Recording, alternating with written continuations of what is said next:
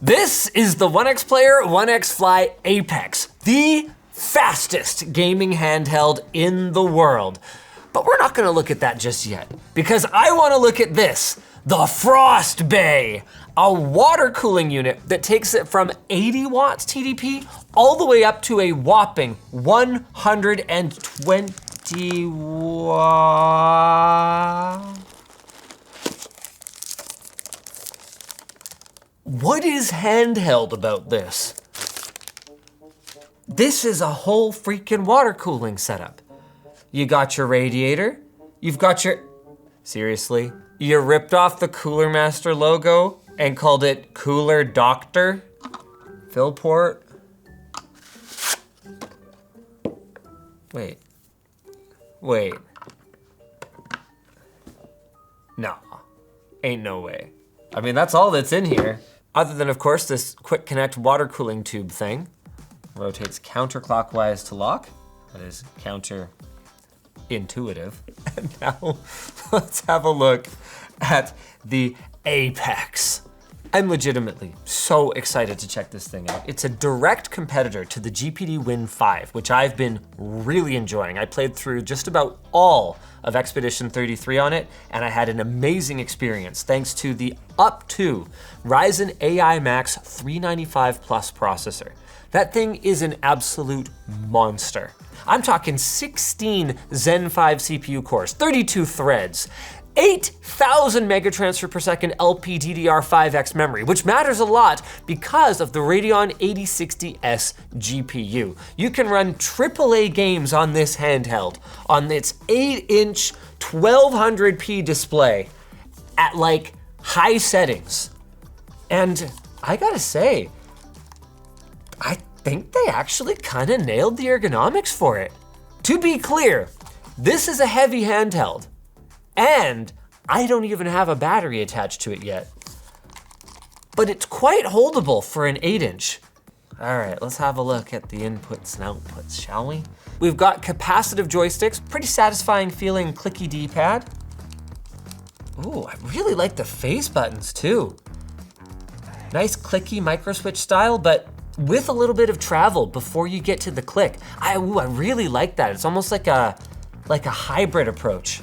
Hall effect triggers that have a hair trigger switch.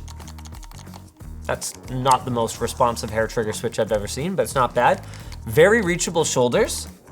Actually love the ergonomics of that. Along the top, we've got a headphone jack, fingerprint sensing power button, volume rocker, USB-A, barrel jack. Okay, we're gonna have to talk about power profiles and charging quite a bit, and a USB 4 port that does 40 gigabit per second and can charge, but okay, I guess we're gonna get into it a little bit now. The device is limited to 55 watts TDP while we're plugged into that. What's this? All right, so the water cooling is actually optional. You can get it with or without. And then if you get the water cooling add-on, you can buy the Frost Bay for another $200, which, I mean, it's not a little bit, but it's also not a lot for an external water cooling bay. It doesn't seem outlandish. Also on the back here, got a couple paddle buttons and, oh, interesting. Did OneXPlayer use the same battery interface as GPD? It looks extremely similar, but apparently is not quite the same. That's actually a bit of a disappointment. I'd prefer they were the same. Along the bottom, we've got another Type-C port, a micro SD slot, and then, speaking of copying homework, a mini SSD slot. There aren't a lot of options for occupying this, but Bywin makes one, and it can be found in up to 2 terabyte capacities and is much faster than a micro SD card. What else is in the box? Now let's talk about that battery. Whoo! She was already a little on the heavier side. Now she's even heavier.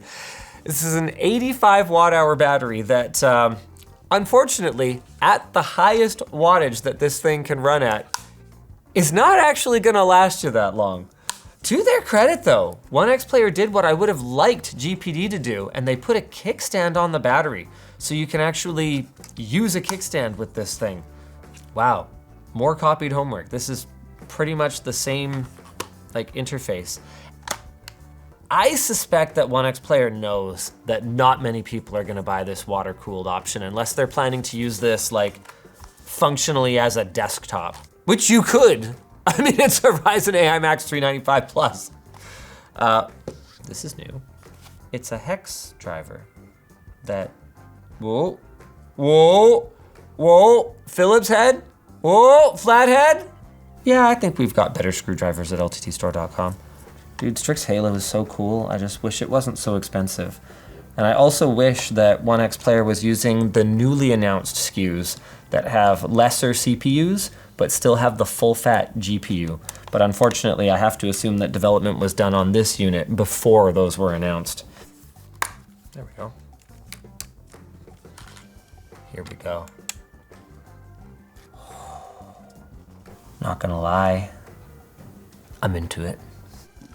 Oh, okay. This is pretty clever. So this is the air-cooled version, which costs a little bit less because it doesn't include the water block, right? There's your Ryzen AI Max down there. Pretty standard, handheld layout at this point.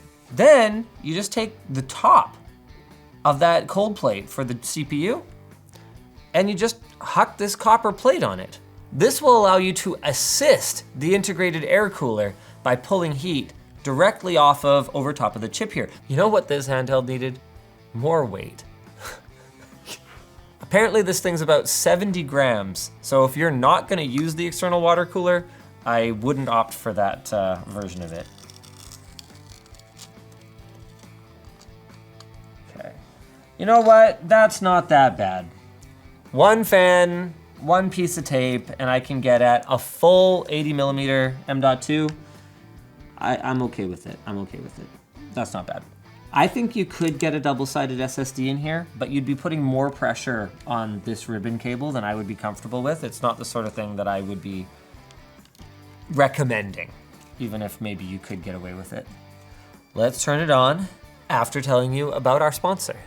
Online scammers now have access to AI tools, making it easier for them not just to trick your nana and papa, but even some more clever folks. Like you. And according to the Global State of Scams report, losses due to scams have reached over $1 trillion. Well, Bitdefender has a ton of tools to help, such as Scam Radar. It helps protect its users from mobile and online threats. It will monitor and notify you regarding any local and recent scams that may put you at risk. Because once you become a victim of fraud or theft, there isn't a lot that can be done, which is why you need to be proactive with scams. If you want simple, comprehensive protection across multiple devices with built-in privacy and security tools, make sure you check out Bitdefender's Scam Protection, free for 90 days using our link down below. Oh, now seems like a good time to address that, like the Win 5, there is an umbilical cord option.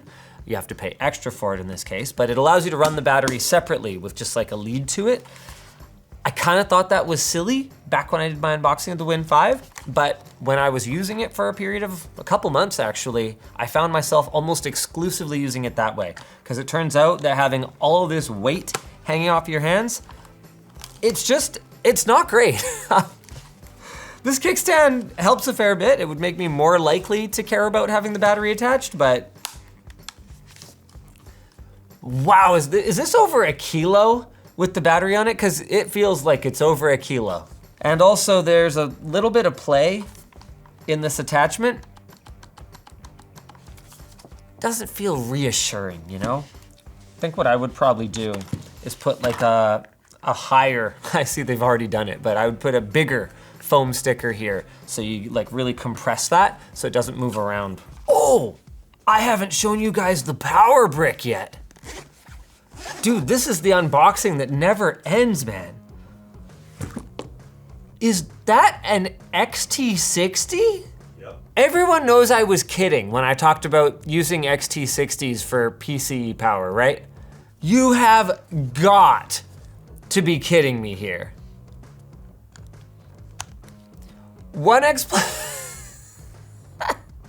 OneXPlayer advertises up to 240 watts of charging off of this GAN brick and XT60 connector. And is this only a 3-foot cable? I mean, I guess being an XT60, you could kind of mod any cable you want, but this is not a very good handheld experience, ladies and gentlemen. Like, look at this. I have to get that all the way to the top of the device. What the Sam heck were they thinking, putting this short cable on it? They were thinking you put it into the frost bay first. Does it matter which one's which? They're not labeled. No. Okay, so it's just one. It's just literally a pass through. Okay. And also then This is also not great. This is an extremely short cable. Okay, we'll get to the frost bay later. First, I want to see this thing in its maximum performance glory. By the way, it's worth noting that while it supports 240 watt charging, like basically any device, it only does that for a little while, and it especially only does that for a little while before really settling down. You know, in theory, a capacitive joystick is a really high quality way to build a joystick. Unfortunately, this is about the cheapest feeling implementation that I've ever felt. The responsiveness of it is great. The feel is not. I feel like something's wrong here. Okay, let's press the 1X button. Ah yes, we're at 20 watts. Let's go to 80, shall we? Whoa, that's more like it! Whoa, listen to those fans go, buddy. This is 50% fan? Ah, you can control the vibration motors? Wow, this is a really nice little resolution tool. OneXPlayer's overlay has improved a lot since the last time I looked at it. This is insane. Like, sure, I'm only getting 30 FPS. But guys, this is Cyberpunk 2077. And sure, okay, I'm using some Fidelity FX upscaling, but I'm running at freaking like high. Like here, if we actually went to the Steam Deck preset, okay? Steam Deck preset, 720p like a Steam Deck. Jeepers creepers, 150, 160 FPS. This thing is an absolute monster. It's so loud, but so's the Win 5. Give me a second. I almost exclusively game on it using my AirPods so that I can tune out the fan noise. Quite blockable.